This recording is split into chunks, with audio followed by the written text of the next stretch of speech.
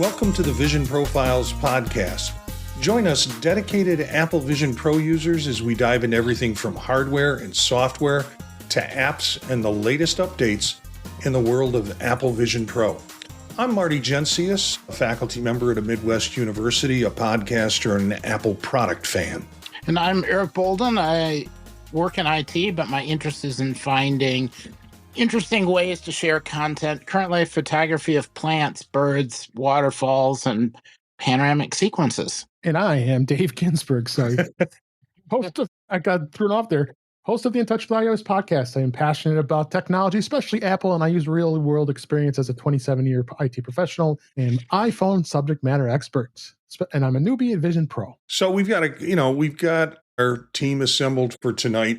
And I didn't try real hard, but when I did try, I didn't find a lot of new articles out there about Vision Pro. There's some ancillary stuff that I found that we'll talk about later on in the show, individual little things, but nothing tremendous. There's not if you wanted to do something on the developer beta, I'm sure you could Google it and somebody would have an explanation on how to do it on the developer beta.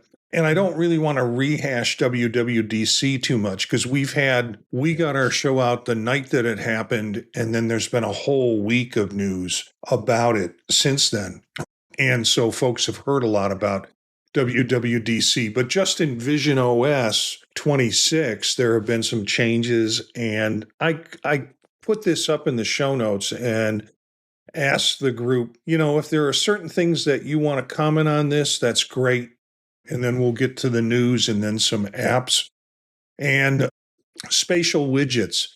Who of you have tried spatial widgets? Eric? Go ahead. Yeah. So I did more playing with spatial widgets, and keeping in mind it's a beta, and I don't recommend installing the beta if you want everything working smoothly. Spatial widgets are really enjoyable. They're really nice. They do right now seem to have a problem if you get too close to them or approach them from slightly the wrong angle, then they disappear or reappear. So there's some fine tuning that they're going to need to work on over the next couple months. But very neat, especially things like panoramic image where you can slap it up in a frame on the wall and walk by, and it's like having a window. So for basement rooms, it's awesome. So how do you, just for listeners or for viewers, can you give a little rundown on how you find them and how do you put them up? There is a new app. So when you first install the beta, it adds a set of additional apps.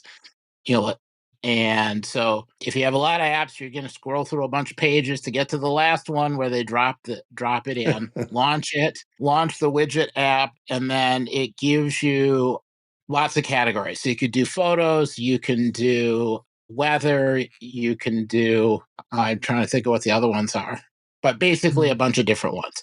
The one I was most interested in was clocks and photos. Clocks, I put two different widgets, one for an analog clock because I like having the old style analog clock going around, but also digital because I don't want to think and I want seconds that are visible. So between the two, that gives me that.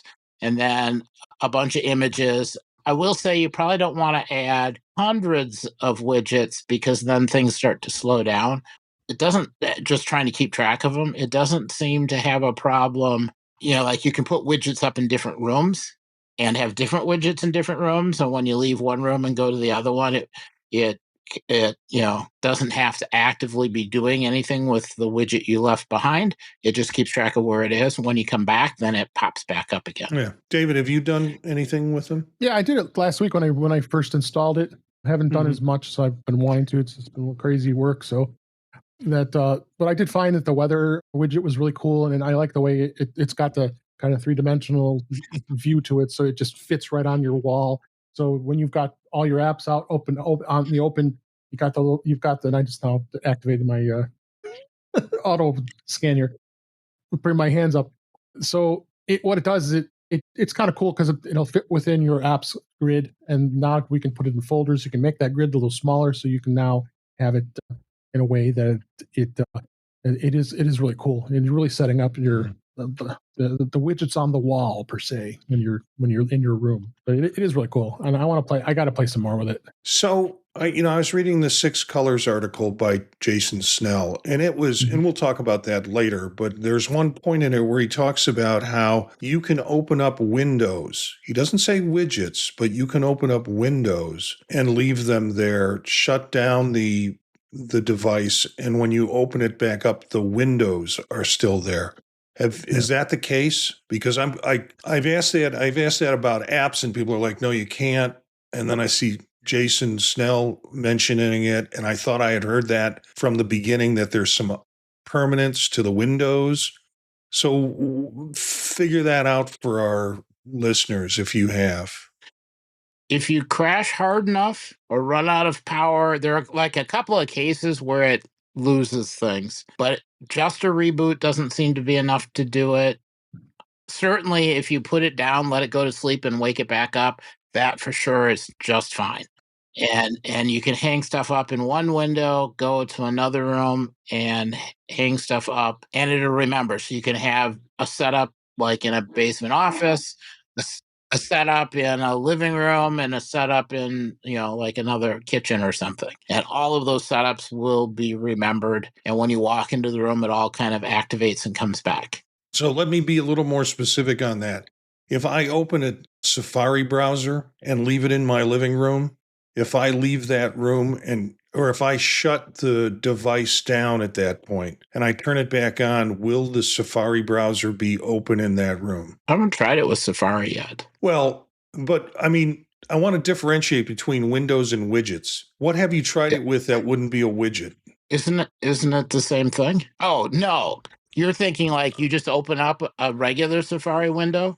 That's not the same. Okay. Widgets are a special case, and it's widgets.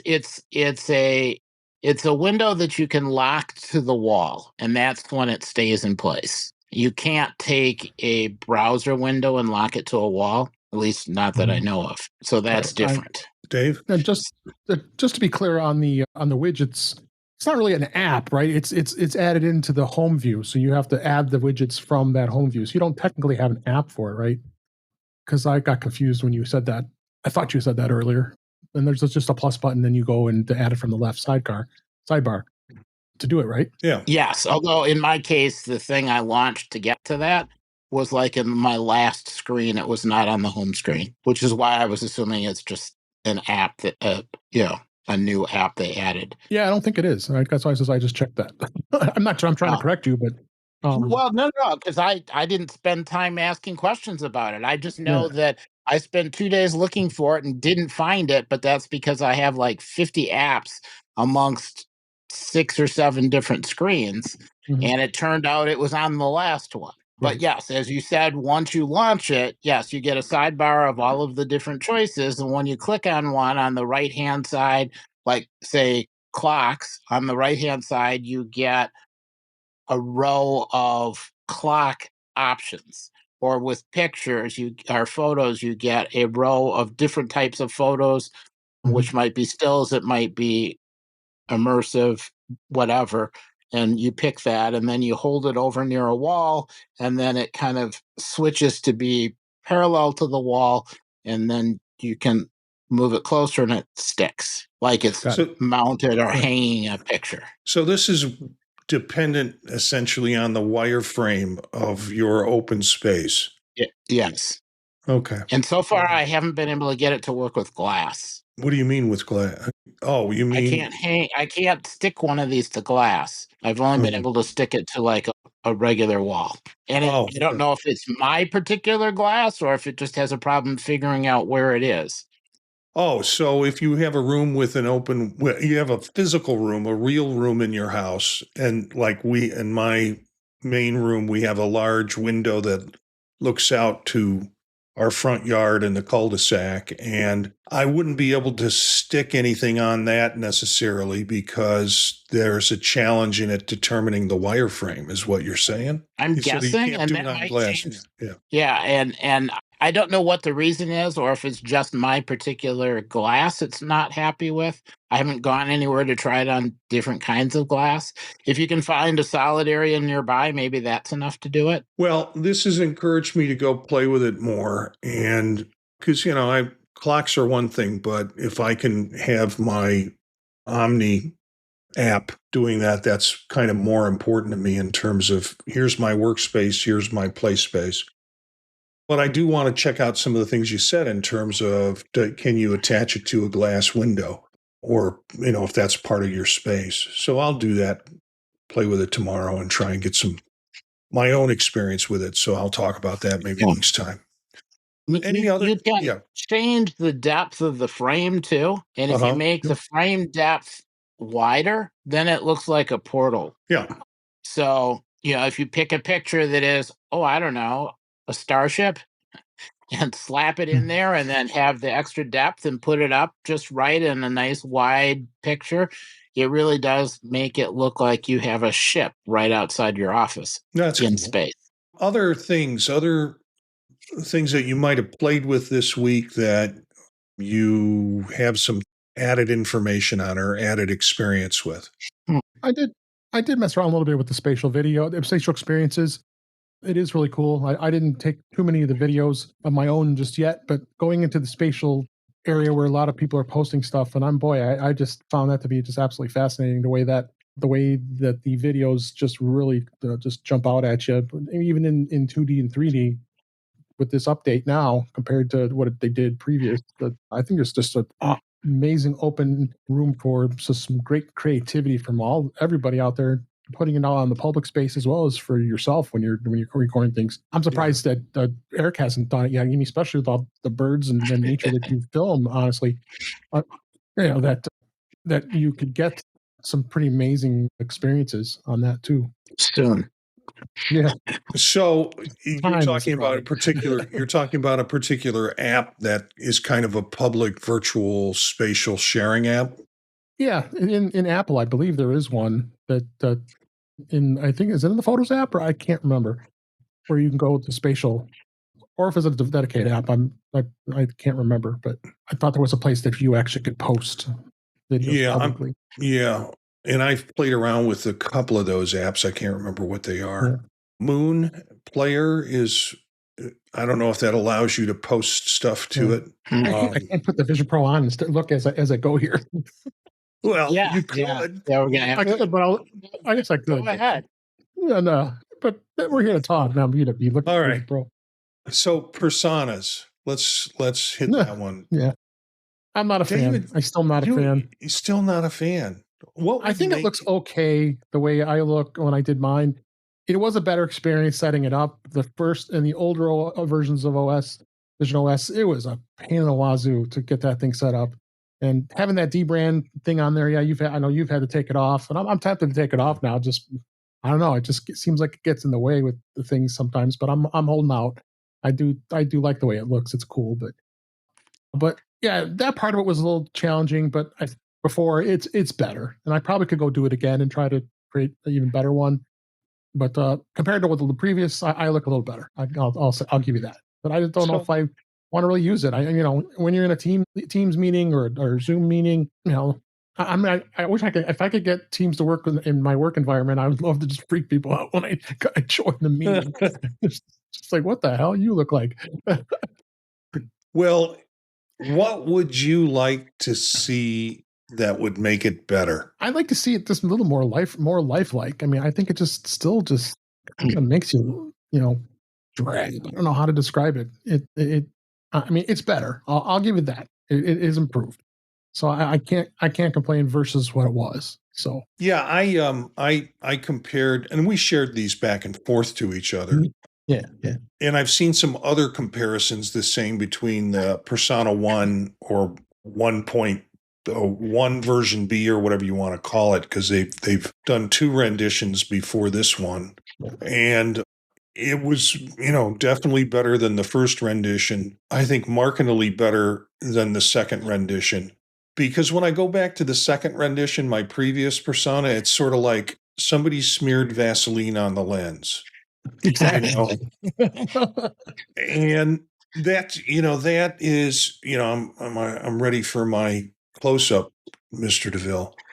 That's kind of nice if you're a person with aging, because in the Persona 1.B or 1.2 version, whatever you want, I don't have any wrinkles and my face doesn't have any different changes in coloration that happen with aging. Now, you can't quite make out my eyebrows, and you definitely can't make out my eyelashes. Yeah. But there's something nicer about that 1.2 version of Persona for those that don't want a lot of detail in there.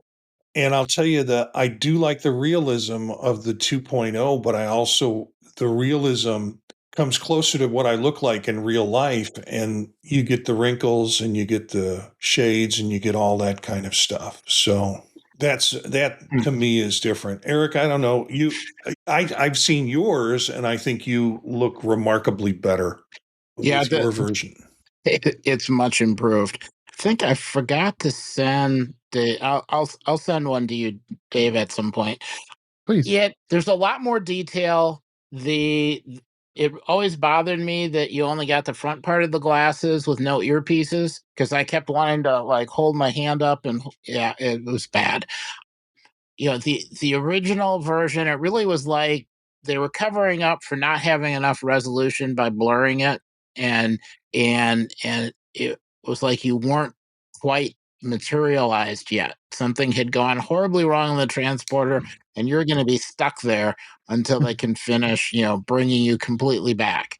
The new one, I feel a lot more solid. I really wish they would fix the problem with Teams so that it actually worked. Not too bad in Zoom, and it works okay with messages. I'm sorry. Have you used Teams with Vision Pro? I can't authenticate in Teams with the Vision Pro.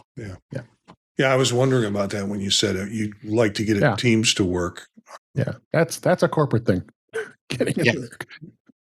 All right. Is there other things that you want to talk about? I see a note here about screen sharing on the Vision Pro. Yeah, that was from me. Okay. And it's kind of a little bit of a tease. I wanted to talk a little bit about, because that's my MacStock presentation is going to be about screen sharing, and one of the things that I'd like to hit on is Vision Pro. I haven't done it all the way successfully yet, and the way you share it is through the AirPlay receiver, and you can mirror it right from the control center through Vision Pro, and it does give you the ability to be able to share what you're seeing on a screen, whether more or less be like on a TV when you would share it on your Apple TV, or I believe you can share it on your Mac too. If not, and I just wanted to see if you guys have done any experimenting and playing with this, because I think, and not only for me being the geek and wanting to do it just to do it and to demonstrate it, have there been any practical uses with you guys when trying to do this? I have done sharing screens to the iPad. The iPad, okay.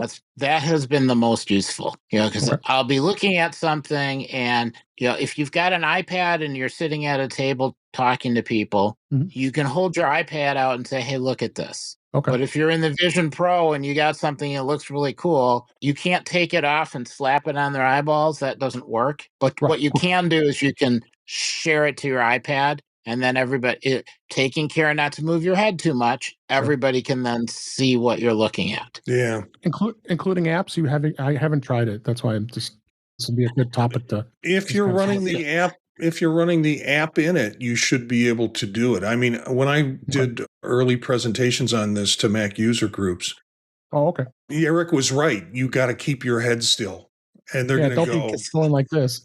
They're going to go. Is it that shaky in real time? And I kind of have to remind them of the auto correction our brains do. So when my head moves, my world doesn't shake around me because my brain auto corrects for it.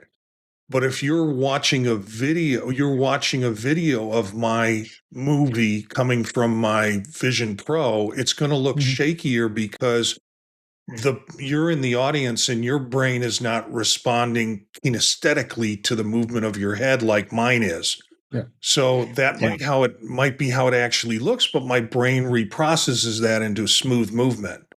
So it's always been whenever I've done, and doing it, I think through, how did I used to sign in with my Vision Pro on one computer and then sign in on another computer into Zoom and use that computer to be able to do the display for the presentation that I was giving. And one poor green guy suffered and waited for 30 minutes to 40 minutes while I was trying to figure out how to make it work. But I got it to That's work. what I don't want to happen. Yeah. Stuck. Well, yeah, I know. I would suggest once you get it working, and one of the reasons why I like going to the iPad is actually record a session first so you have a backup. Or even record it and then show it later. We could do that too. Yeah. Yep. The only time I've had an issue is when I was trying to do the virtual Mac display and share that. Yeah, I don't think you could do that. I got it to work for like a couple of seconds, but I don't think it either isn't supposed to work or it needs a lot more bandwidth than I have network available. Sure. But so far that's worked pretty well. And then the other thing to try is if you have something interesting on the iPad, send the iPad screen to the Vision Pro. Oh, okay. And that's surprisingly interesting because it's like sending it to a TV, but it's a TV in front of your eyeballs. And it is, I have to say, a little more difficult if you want to continue writing on the iPad while you're looking at a screen or section of the screen on the Vision Pro. That's more of a challenge, but it's an interesting concept. If you really want to push this, and which I want to, I'm probably not going to demonstrate what we're talking about here. I thought this would just be a good discussion to see where the future is with this. Yeah, I'd rather see you do the team sort of, where we're both looking at the same object. And then sharing that in some way, getting Roger to, screen share it or pull it off whatever device, you're using it. But that's going to be a little too many moving parts. I know, but that's big risks. You get big rewards. I want my presentation to go smoothly. So it's mostly keynote, and I'll probably record some videos. But I mean, the same thing. If you wanted to watch a video on your Vision Pro and then want to share it somewhere, I don't think you can. Can you do that? I mean, I don't think the immersive videos. I don't think you can do that, or I haven't tried it anyway. Yeah, I mean, anything that's protected, you're going to hit a problem because you'll just end up with a black screen. But if you have your own videos, you can get that. Yeah, that would make sense. Yeah. Yeah, which is a problem we ran into last year doing the demos. Lots of black screens. Makes sense. Any other experiences with this before we move into the news? Yeah. No, I'm good. Thanks for letting me jump in with that. Yeah, I mentioned pre-show. I'm going to try. I think I've gotten kind of motivated to get my 360 camera out again and see if we can record some shows that way. I think the big issue is going to be bandwidth, but obviously at the site. But, some of this stuff, you're just going to have to show up the day before and figure out whether or not you got the bandwidth to do what you want to do and find some backup for it. So, but I'm going to try and I think it would be fun to do some 360 videos and then be able to share them and see how they turn out in the headset. I mean, we could actually do that in the headset. That could be kind of cool. Have you done much with creating the 3D depth images from 2D photos? Yeah. In the new OS? Because not in the new OS. They seem to have stretched the depth a lot. Yeah. And have you played with doing it on the phone? When you turn the phone, there's extra depth, even though it's just 2D. Yeah. They basically pull the layers so far apart that when you move, the bird shifts around or whatever. That looks interesting when you then look at it in the Vision Pro. Like there's more separation and more depth. And I haven't totally figured out, are there two versions of that? Or did they just give it more separation to make it emphasized more? I don't know. Well, you've got to wonder that because, with the new homepage or, your lock page, your lock screen. Yeah. It allows you to, as you get information, it changes it. So my dog's head gets a little goes down a little bit to fit the time in or to fit other information that comes in. So it almost feels like it's layers than anything else. Yeah, it reminds me of, it used to be you could take 2 or 3 slides and stack them with, you'd take a picture of like a tree branch and a picture of somebody standing and a picture of an umbrella, and you stack all 3 together, and then you would get extra depth looking at them. It sort of reminds me of that, but yeah. Oh. Have you spent any time? Have you spent any time on Jupiter? I haven't tried it yet. Jupiter, is that available yet? I didn't think that was. Oh, it was. Yeah. Oh, really? I thought it was too. Yeah. Oh, I'll need to go back and look then. Yeah, I didn't look either. Okay, so let's take a look at news from this week, and we'll switch gears a little bit. I mentioned earlier on, we've got a set of articles that are kind of connected to Persona and the new Personas and reviews of it.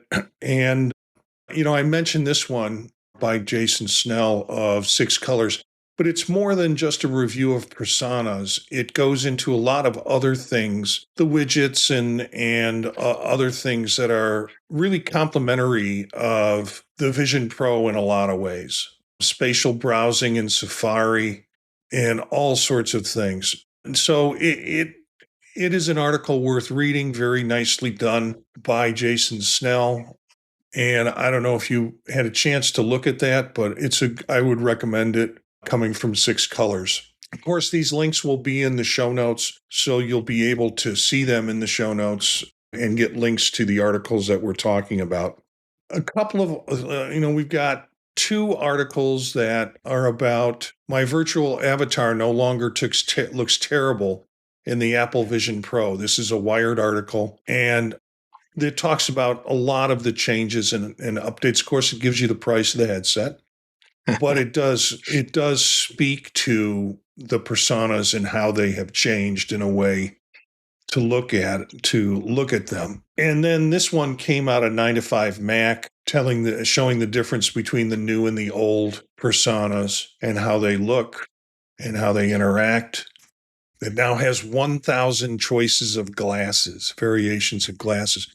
And the funny thing is, I never put my glasses, when I do it, I take my glasses off. So I have this sunken basset hound look to my eyes that comes out in my persona. But I think the first time I tried to create one, I put my glasses on, and I didn't like the fact that it didn't have stems on the side.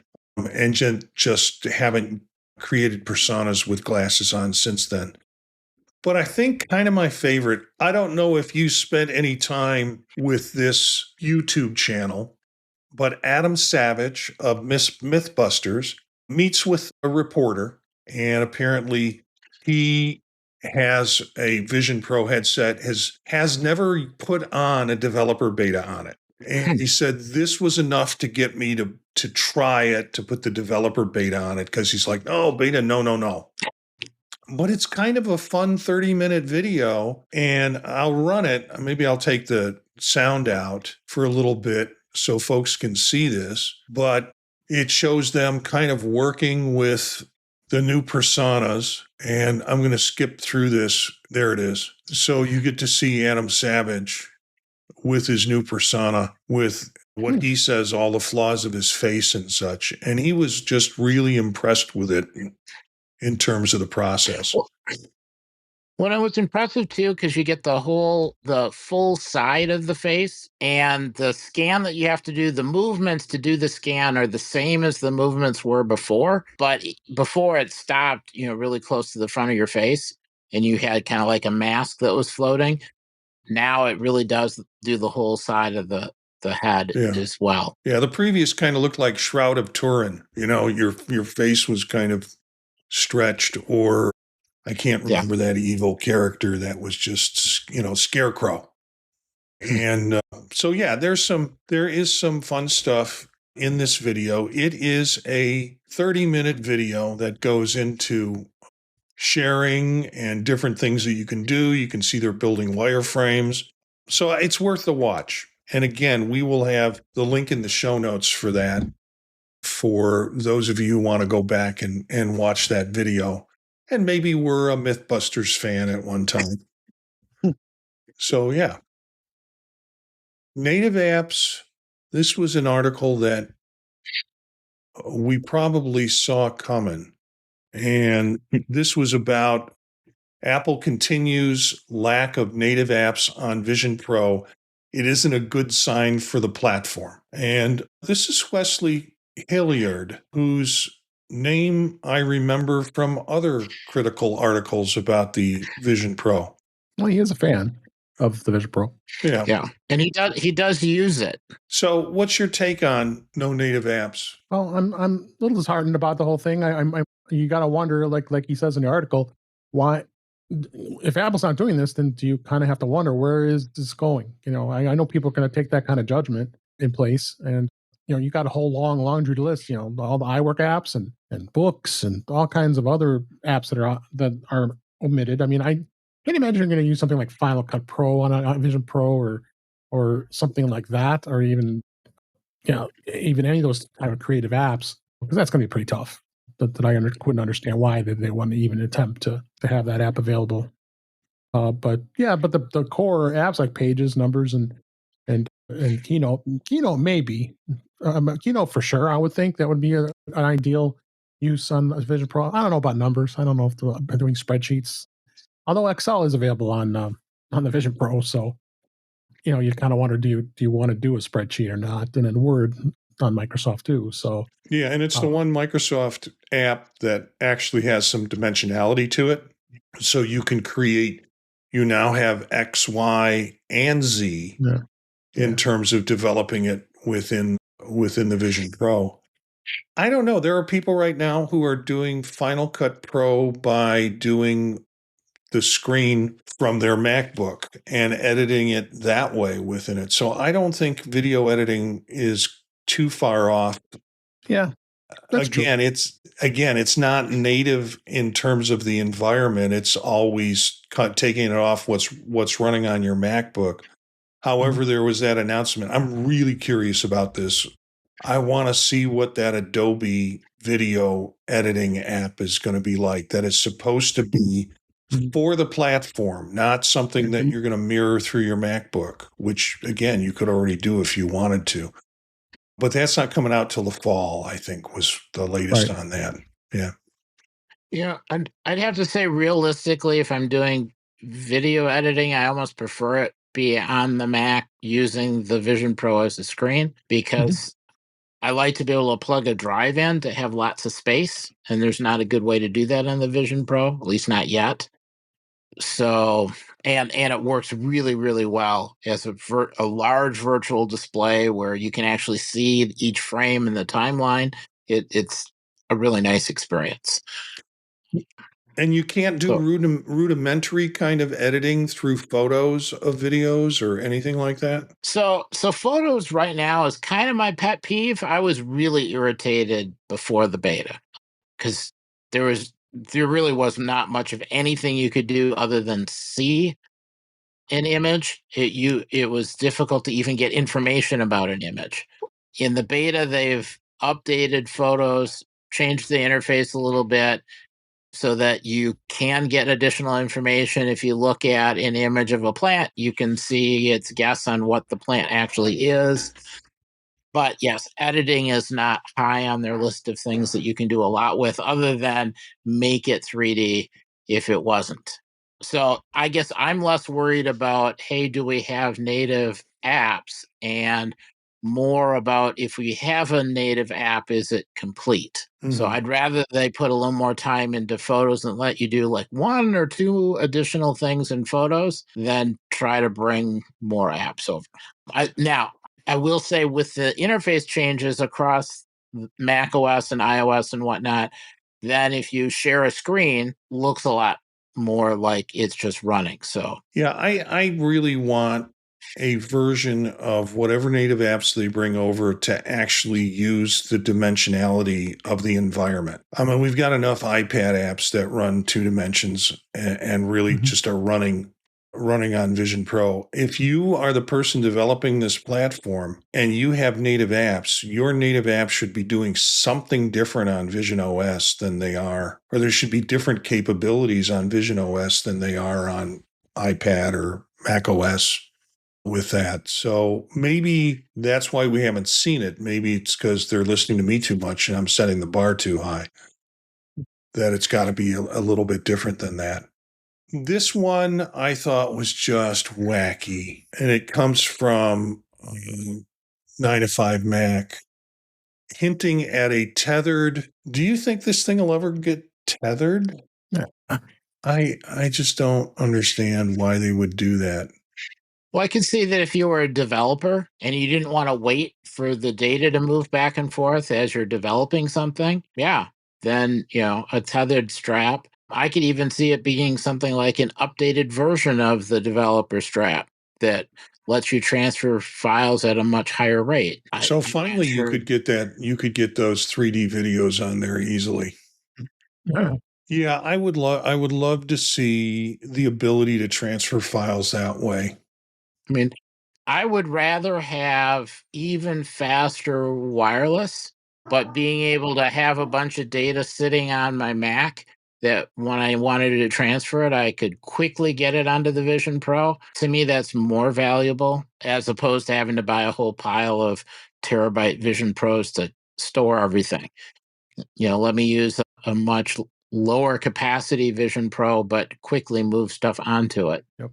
Dave, any ideas on this? Yeah, I don't know. To tether another headset, I think the Vision Pro is too new for this. I don't know if this is something that's going to come quickly. And they keep talking about rumors there's going to be another headset, maybe a lower price headset, maybe, all these other things they've been talking about. I don't know if they really are going to want to do this. Well, it's rumors. Bloomberg gets a lot. Yeah. There's a lot more clicks when somebody talks about two headsets that might or might not happen. Yeah. Two new headsets that might or might not happen. I think, and I want to start this rumor, they're going to drop the price to $550. Yeah, right. Now if he can just keep pushing that out, we'll get many more clicks. And it's reliable. Yeah. Good luck with that. Yeah. Okay, so two articles kind of paired together. It's this whole idea of, and Eric, this dives pretty deeply into cameras and sources, but the idea that, maybe I'll go to the second one first. Vision Pro's first third-party Apple Immersive video brings MotoGP racing via Blackmagic.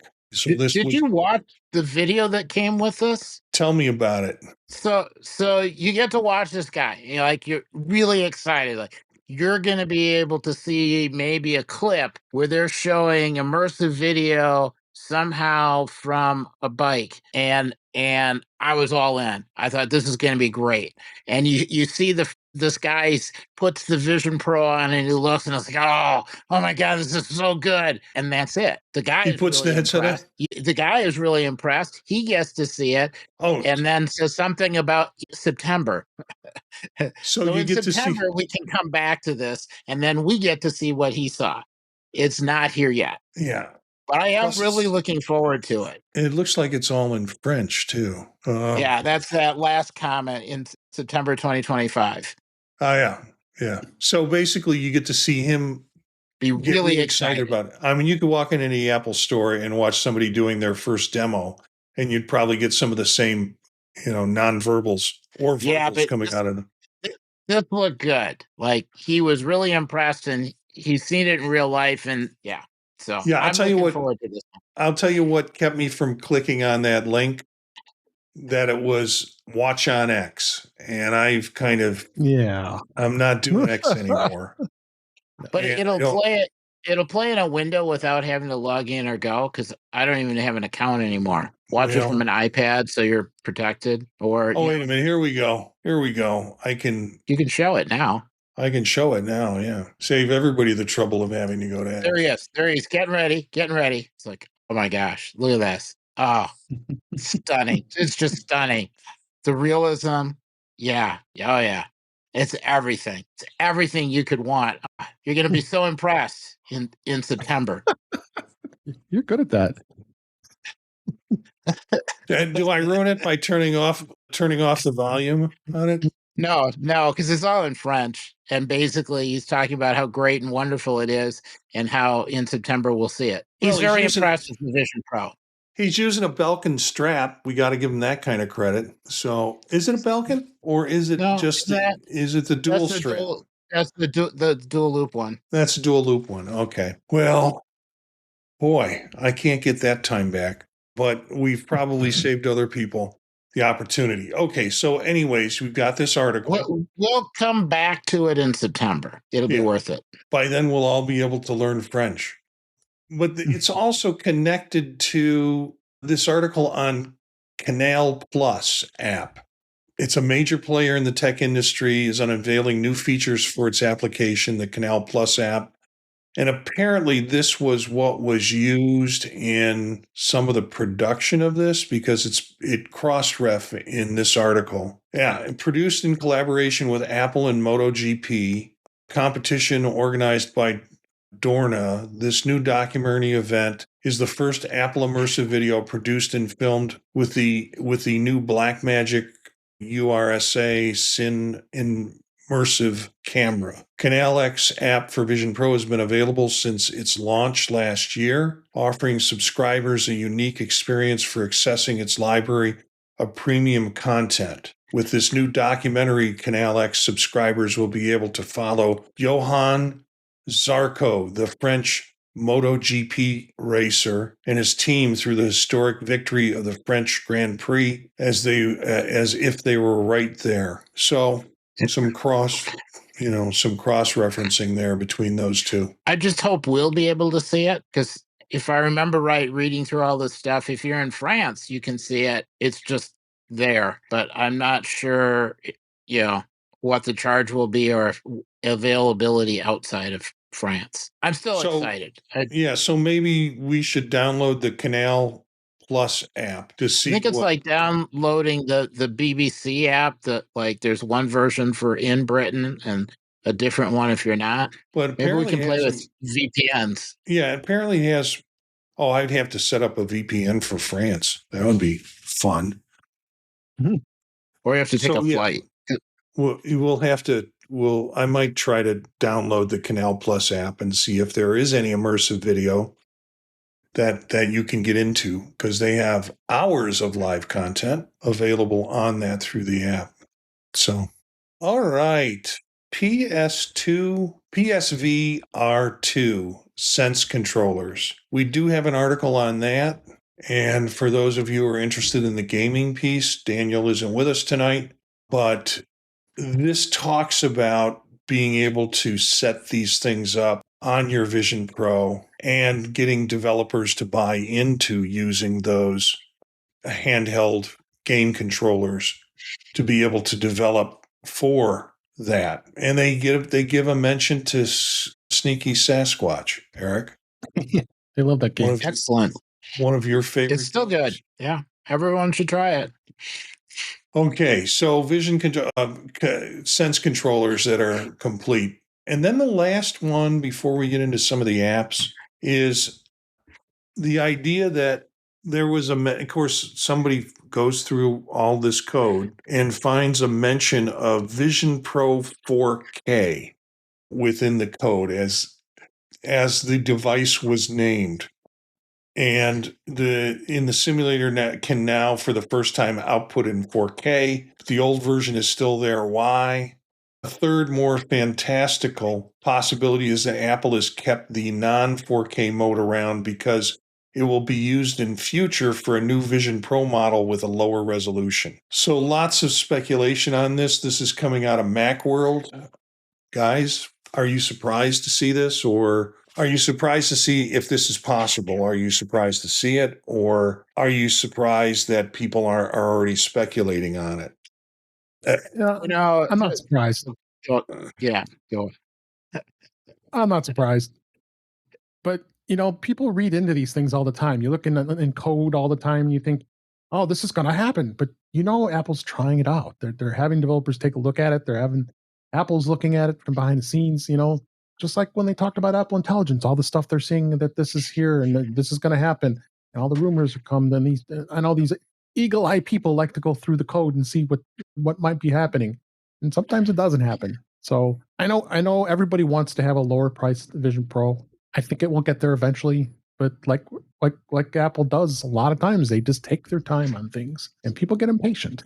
I mean, look at Apple Intelligence. Like I said, I mentioned that again. Apple Intelligence. You saw everybody went nuts on that, and more so, even more so that John Gruber couldn't even get the Craig and Oz to come on the show. So, but it was even better with Joanna Stern and Nihal Patel. So, but anyway, I digress. But yeah, that's a thing. It's just the way it goes with Apple. Well, here's another prediction besides the $550 Vision Pro that I predicted. You're a dream.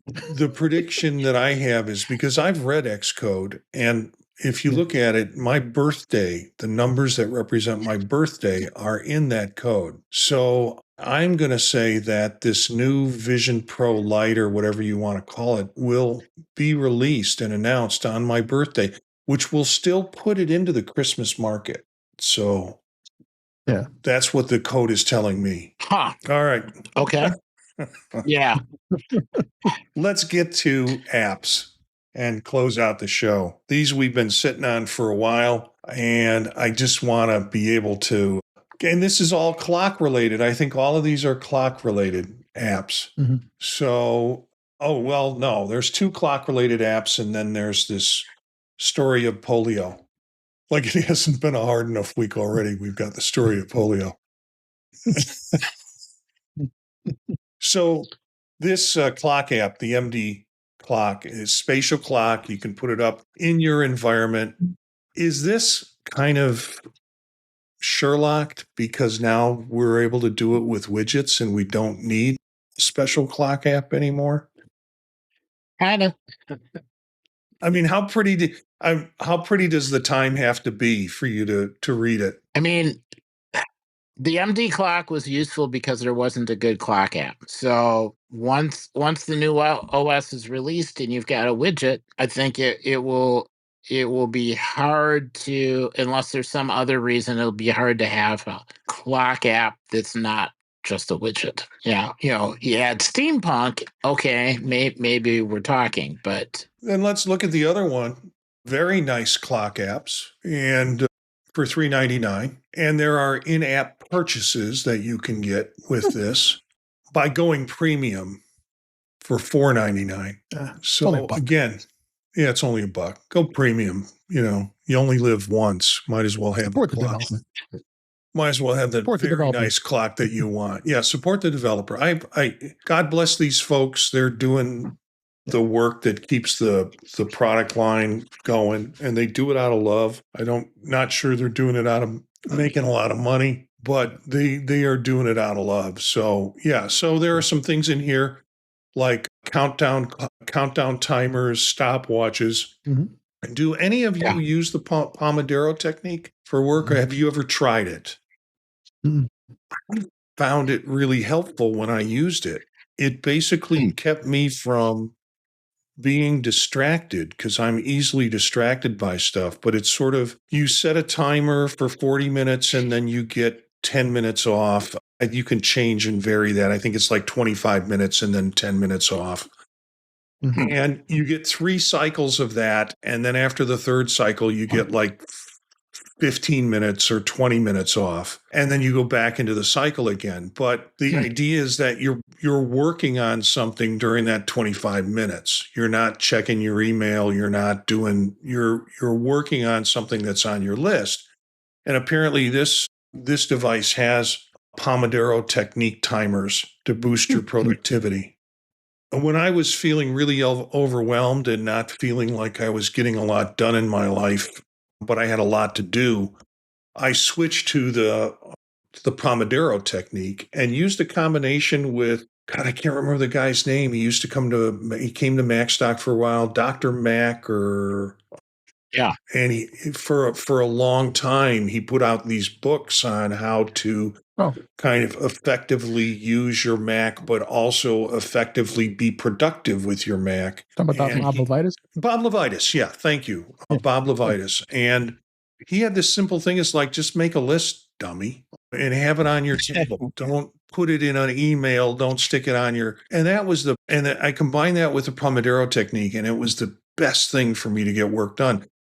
Of course, I strayed away from that, and I told a colleague of mine about it, and she started using it, like, this is the greatest thing in the world. Unfortunately, I didn't stick with the addiction of it, but this clock settings have these kinds of things with it. The very nice clocks. And Eric, I think this one's yours. Pope's Last Mile. Yeah, it actually it turned out to be kind of interesting. So you get a set of videos. The idea is looking at techniques to get the last few people vaccinated that haven't been vaccinated against polio in areas where polio is still prevalent. So trying to figure out where there was an outbreak and then who's covered and who's not, and how to have somebody within the community that knows who people are, can talk to them to make sure that everyone's comfortable and you can accommodate schedules, and whether it's going to visit them wherever they are, or what, and then making sure that if you have an area you're trying to cover, it's easy to tell that somebody went and talked to them, by either a mark on the house or that combined with records keeping.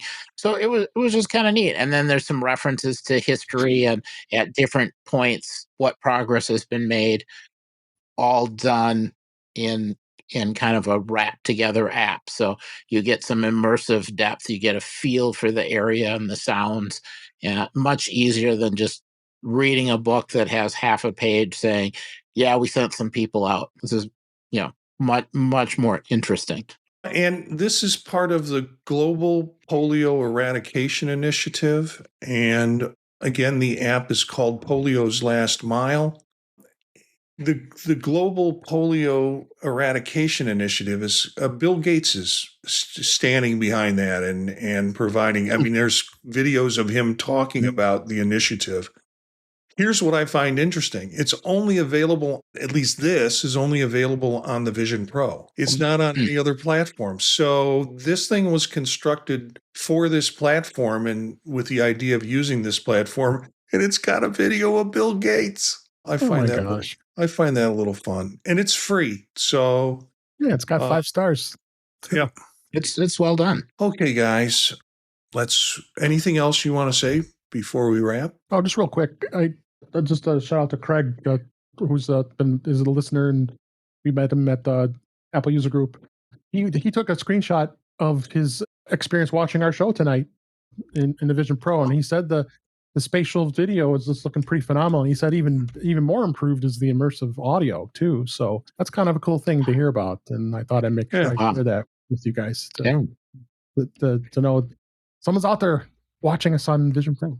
That's cool. Yeah, and I particularly like producing the videos from this and then because it's done through Ecamm. And I'll tell you, the quality, I'm surprised that when it finally gets compressed and then uncompressed and winds up on YouTube, the quality of the videos, I think, are pretty remarkable through this platform. So I'm glad we have a listener who's doing that and checking it out, and that's always fun. I wish I could listen, and I wish I could watch it on Vision Pro streamed at the same time I'm doing it. Yeah, me too.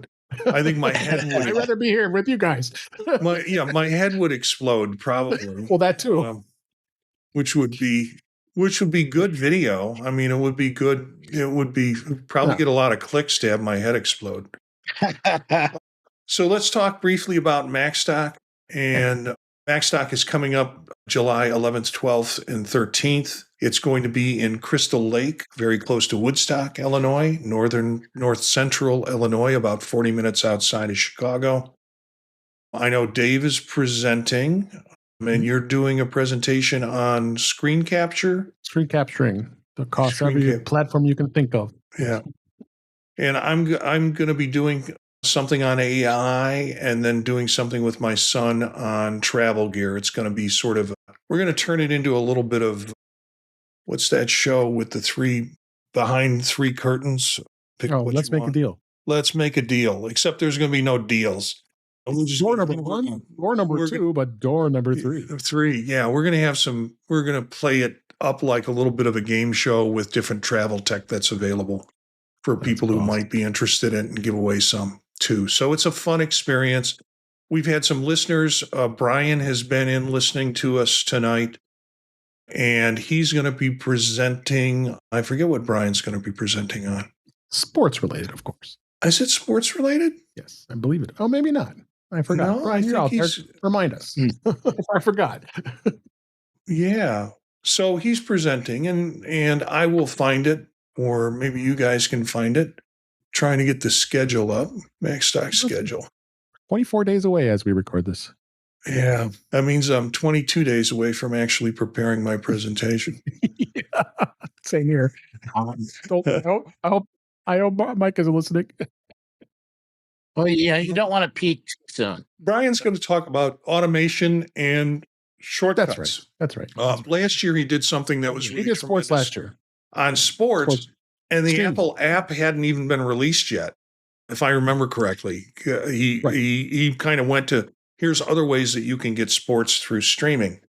So Brian was listening tonight. We appreciate that. But MacStock Expo and MacStock Conference and Expo.com. The link will be in the show notes, but you can kind of look it up right now. MacStock Conference and Expo.com. $50 off with the code PodTalk50 if you want to register for the on-site experience. They also have a virtual experience, which means all of the programs will be recorded, and about 30 days out from the conference, you'll have access to some of those, those streams so you can see the presentations. But at least go to the website and take a look at what the presenters are, what they're presenting on, and you'll see it's a pretty rich experience. And it's not a 300, 400 member conference as much as I'd love it to be. But what makes it nice is it's a good sized conference. So you get to meet everybody and you get to have lunch with whoever you want to. And it's just really kind of a warm group of folks. So Dave's done it since the first one. And I've done it, I think, I've been there since the second one, and Eric probably 4 or 5 years now about that. But once you go once, it's like there's no doubt you're coming back the next year. So that could be dangerous or it could be really fun. But MacStock Conference and Expo.com. Dave, where can we find you? Well, thanks for having me as always. You can find me at InTouchWithIOS at InTouchWithIOS.com. YouTube channel, youtube.com/InTouchWithIOS. We do the show on Thursday nights, 8 p.m. Eastern, 5 p.m. Pacific, with these two gentlemen as our regular contributors and a cast of thousands. But glad to have you always on the show every week. And I'm over on the Mac Show in the British Network most Fridays, hanging out with those guys as well, including Marty sometimes. As well as you can find me on Mastodon and on Blue Sky at DaveG65. Thanks again, guys. Yeah. Eric, anything you want to plug? Oh, man, your pictures. You got to talk about your pictures. He is such a great photographer. He is. And we don't get to see the backgrounds in this show. Yeah, although it's been quiet. It was raining all last night. Today, every time I went out, more rain. On Mastodon, EA Bolden at mas.to. It's sort of a mix of stuff, but I put sets of pictures out there and follow a bunch of people that post pictures. So even if you don't like my pictures, somebody else's are out there too. There's a lot. Otherwise, Monday here for visionOS, Tuesdays for macOS on Mac Voices, Thursday for our iOS, iPadOS, visionOS, and In Touch with iOS. So yeah, it's each week is a fun week of all of the OSs. Yeah. And each show is a little different because they take different focuses. By the end of the week, my brain is full with new information. And wash, rinse, repeat. Where is it? Eat, sleep, podcast, repeat is kind of a mantra that I use for podcasting. You can find me at Gencius, Gencius, at mastodon.social or Gencius again at bluesky.com. The stuff that I do in terms of podcasts other than this one and this one, you can find on the podtalk.net website. Tuesdays with Chuck on Mac Voices, Thursdays with Dave on In Touch with iOS, and other stuff that I do, like I just picked up my son from the airport. He's been gone for 7 weeks. And we do a podcast called Gear Up and Go about travel tech. So he's back in town and we've got to catch up, and where the show's going to be a little different because he's not stranded in a casino hotel for 7 weeks working and doing construction there. So it'll be fun to continue with that. He'll be coming to MacStock, as I mentioned. And then Old Mac Gang on Wednesdays and Tech Savvy Professor on Thursdays. And occasionally every other week or so, I do Circular Firing Squad, and then this show every week, which is kind of a fun way to kind of get through all of the new stuff that's with this product. So thank you for listening. Our bumper music is Free Jazzy by Steve Combs, courtesy of the Free Music Archive. Learn more about us and the Vision Profiles podcast at our website, thepodtalk.net. Spread the word to other visionaries. Thanks for listening, and we'll see you next time.